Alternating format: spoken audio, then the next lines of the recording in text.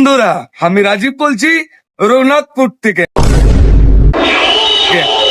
গোষ্ঠীর টাং কে বলে? ও দীপক দা নাকি? এ বাবা, দীপক দা এখানে, আর সঙ্গে কার্তিক কাকাও আছে।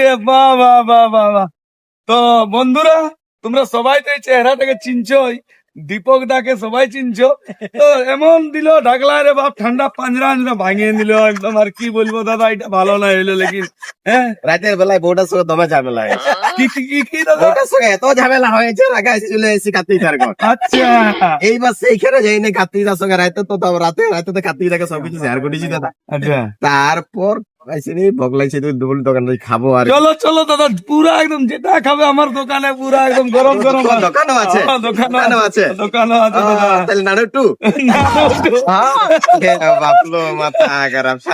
চলো চলো চলো, তাহলে খাওয়া কেমন কি পয়সা করে দিলিবে নাকি? না দাদা, না খাওয়ানি আছে স্যার, পয়সা। যাবো ওটা সালা ফ্রি, ওটা জাড়িয়ে মারিয়ে দিব। চিনলো তো কি হবে, আমি খালি এটা খাইলে পারলেই যথেষ্ট। চলো চলো চলো চলো।